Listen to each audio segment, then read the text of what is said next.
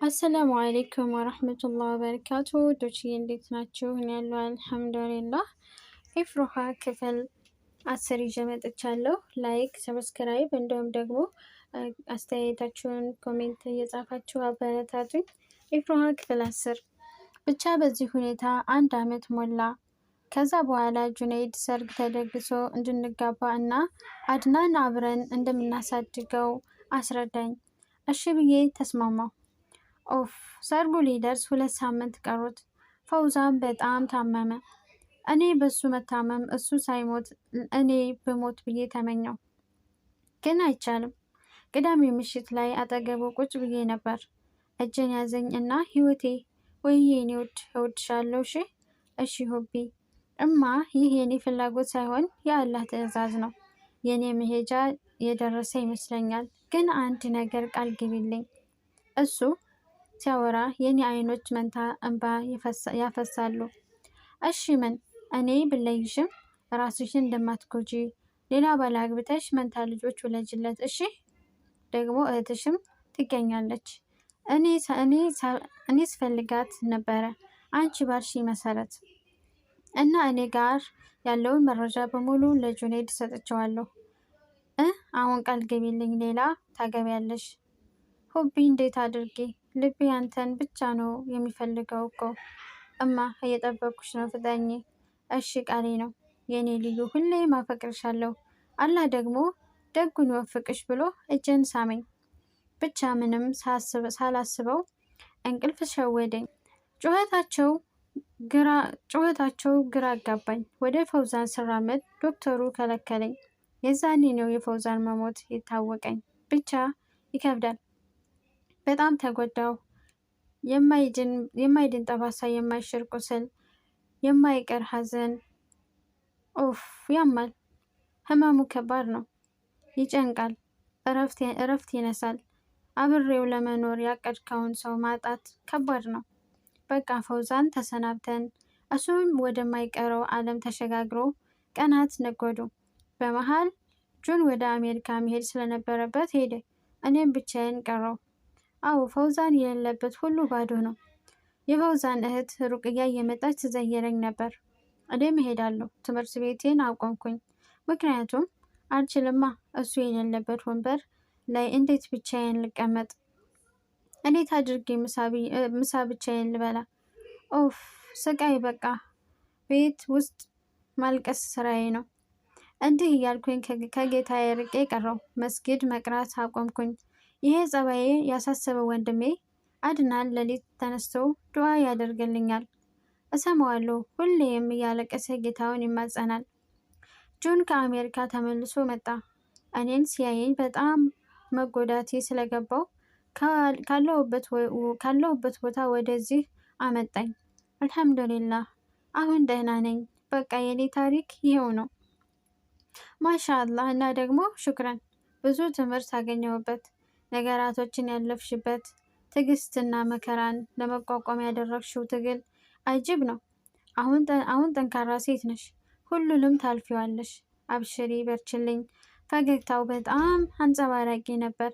ሀናን ቀጠል አድርጋ እና ዝሁር ደረሰ ወደ መስጂድ። ከዛ ስትመጣ ምሳ ጨርሼ እጠብቃለሁ። አራት አትስሪ፣ ዛሬ ከውጭ አዛለሁ። ቤት ያመጣሉ። መርሃባ፣ እንደ ፍላጎትህ አለች። ሀስና ከሰሚራ ጋር ሞቅ ያለ ወሬ ይዛለች። በመሀል ሰሚራ ስለ ፈርሃን ማፍቀርና ሊነግራት ማሰቡን ነገረቻት። እና ሰሙ መቼ ሊነግራት ነው ያሰበው? እኔ እንጃ፣ ይመስለኛል ይህን ሳምንት ከጨረስን በኋላ። ኦኬ ጥሩ ነው። ትንሽ ካወሩ በኋላ ልግባ ብላ ተነሳች። የሀናን ጉዳይ እረፍት አልሰጣትም። ሰሚራ በእሽታ እስከ በሩ ሸኘቻት። ፈርሃን ከሰላት ሲመለስ ያላሰበው ነገር ጠበቀው። ከውጭ ገብቶ ወደ ሳሎን ሲያመራ ሀናን ስላልነበረች ኪችን ብትሆን በሚል ወደ ኪችኑ አመራ። እዛ ሲደርስ ግን ሀናን ራሷን ስታ ወድቃ ነበር። ቢጠራትም አልሰማ ስላለች ከመሬት ተሸክሞ አንስተው አነሳት። ወደ አረቢያ መጅሊስ ወስዶ አስተኛት። እና ውሃ በጨርቅ እየነከረ ፊቷን ያርሰው ጀመር። ተኝታ ሲያያት ውበቷ ይበልጥ ስትተኛ ይጨምራል እያለ በውስጡ መደነቅ ላይ ሳለ ሀስና በሩን ከፍታ ገባች እና ስትገባ ሁለቱን አንድ ላይ ማየቷ በጣም አበሳጫት። ተናደጀች፣ ግን ምንም ማድረግ አትችልም። በሰላም ነው? ምን ሆና ነው የተኛችው? ጥያቄ ነበር። እኔ እንጃ እባክሽ፣ ራሷን ስታ ነው። ፈጣሪ ማራት። አሚን ወደ ክፍላ ገባች። ሀስና ሀናንን ከዚህ ቤት ማውጣት እንዳለባት ወስናለች፣ ግን በምን እና እንዴት የሚለው ግራ የገባት ነገር ነው። በመጨረሻም ሀኑ ዛሬ እና ነገ አልመጣም፣ እንዳይደብርሽ እሺ፣ እደውላለሁ። ወይ ምን ነው? በሰላም ነው? ጥያቄ ነበር። አዎ ስራ ቦታ ተፈልጌ ነው። መርሃባ፣ አላህ ይጠብቅሽ። ፈርሃን ይሄኔ ከነገራት በኋላ ከቤት ወጣ። ሀስና ያሰበችውን ለማሳካት ሰዓቱ አሁን መሆኑ ስለገባት ወደ አሲያ ክፍል አመራች። የአሲያን አንገት ሀብሎች በጣም የሚያምሩ ከወርቅ የተሰሩ 3 ሀብሎች አወጣች። በእጇ እየደበቀች የሃናን ክፍል ከፍታ ገባች። የሃናን መኝታ ቦታ ላይ ተራሷ ስር አስቀምጣ ወዲያው በፍጥነት ወጣች። አሲያ ስራ ቦታ ስብሰባ ስለነበረባት ለመሄድ ራሷን ስታሳምር የአንገት ሀብሎቿን አጣች። እሱንም አንድ ያልሆነ 3 ሀብል ነው፣ አንድ አይደለም 3 ሀብል ነው የጠፋው። ቤቱን ከላይ እስከታች መፈለግ ጀመረች። በፍለጋ ወቅት ሀስና ሃናን ክፍል ገብታ ካስቀመጠችበት ቦታ አንስታ እየጮኸች ወጣች። አክስቴ፣ ይቺ ሌባ ወስዳብኝ ነው፣ ይሄው ከትራሷ ስር አገኘው። አሲያና ሴራ ጠንሳሿ ሀስና ምንም ማታውቀውን ሃናን አብረው መደብደብ ጀመሩ። አሲያ የንዴት ስሜቷን መቆጣጠር አልቻለችም። ሀስና እሷን ማገዝ አላቆመችም። ሃናን ከሞት ይልቅ እሷ ጋር ያለው ጥፋት ግራ ገባት። ከዱላዋ ስር ሆና ኦሚ፣ ምን አጠፋው? ምን አደረግኩ? እባክሽ ንገሪኝ። ዝጊ። ልጄ ነሽ ባልኩ ባበላው ባጠጣው ባቀፍኩሽ ወደ ራሴ ባስጠጋሁሽ እንዴት ታደርገኛለሽ? እንዴት ብደፍሪ ነው ክፍል ድረስ ገብተሽ መስረቅ ያሰብሽው? ዱላውን አሳረፈችባት። ደብድበው በረታ፣ ተጎዳሁ ብላ መጮህ የማታውቀው ሃናን እጅግ ተደበደበች። አሁን ሳታስበው ጭንቅላቷ ላይ የጭካኔ ብትር ማረፍ ታወቃት። ከዚህ በኋላ ራሷን ማቆየት አልቻለችም። ራሷን ሳተች። ራሷን ስታ በተኛችበት እንደ እባብ ይመቷት ጀመር። ፈርሃን ደግሞ ቢደውልም ሁሉም ስልክ አያነሱም። ግራ ገብቶታል። ግን ጧት ሰላም ስለነበረ ራሱን አረጋጋ። በመሃል ስልኩ ጠራ። እግር ባይኖርህ መሄጃ፣ ወዳጅህ ቦታ መንጎጃ፣ ግን ውደድ። የስልኩ ጥሪ ነበረ። ስልኩን ሲያይ ጁነይድ ነው። አንስቶ ወይ ወንድሜ፣ አሰላሙ አሌይኩም። ፈራሁ። እንዴት ናችሁ? ወአሌይኩም ሰላም አልሐምዱሊላህ። ጁን፣ እንዴትስ? ደህና ነህ? አልሐምዱሊላህ አለሁ። ምን ሆና ነው? ሀኑ ስልክ አታነሳም። አረ ደህና ናት። ጠዋት እኮ ቁርስ አብረን በልተን ነው የወጣሁት። መርሃባ። አይ እኔስ ውስጤ ሰላም ስላልተሰማኝ ነው። እሺ አብሽር፣ እኔ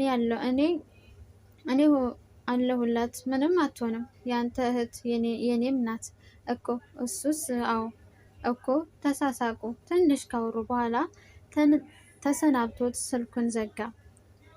ሃናን ራሷን መከላከል አትችልም። ምንም ራሷን አታውቅም።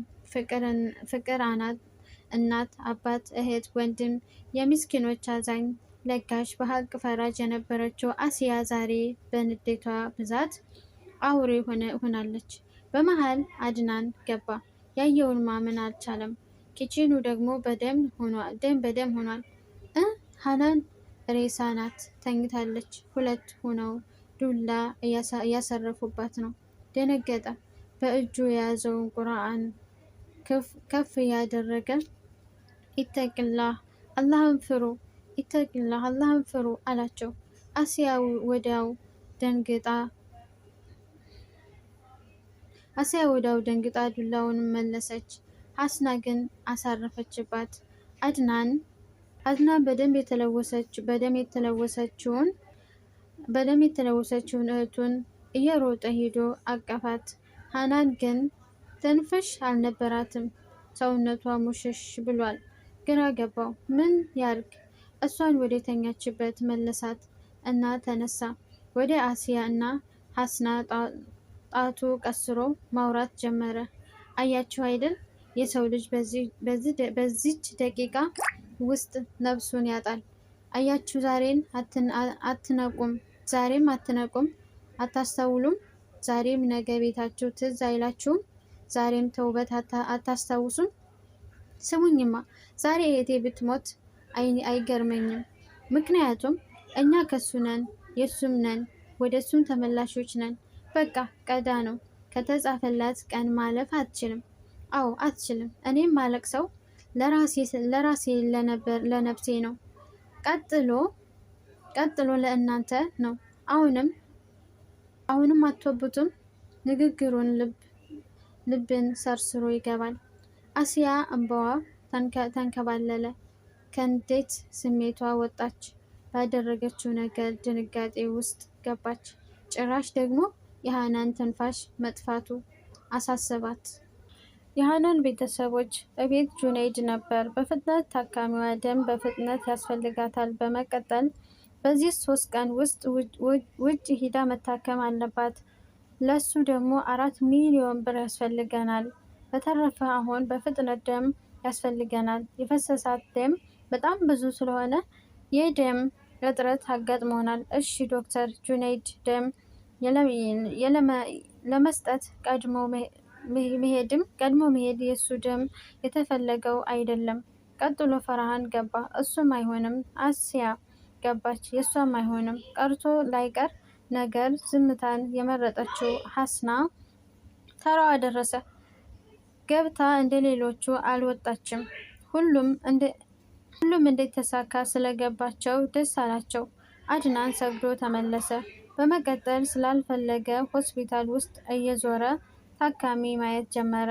አጅብ ነው። ግማሹ እግር አጥቶ፣ ግማሹ እጅ፣ ግማሹ አይን፣ ግማሹ ኩላሊት፣ ግማሹ ጉበት፣ ግማሹ ካንሰር የበሽታ አይነት፣ የሰው ብዛት፣ ግማሹ ለመውለድ ሲታገል፣ ግማሹ ለመሞት ሲታገል፣ ግማሹ ሞትን ፍለጋ ራሱን ያጠፋም ይመጣል። ለምን አትሉም?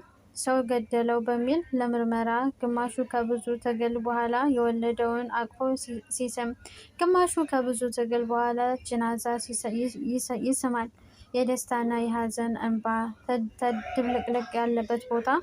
የትኛው አይተህ የቱን እንደምታረዳ ማታውቅበት ቦታ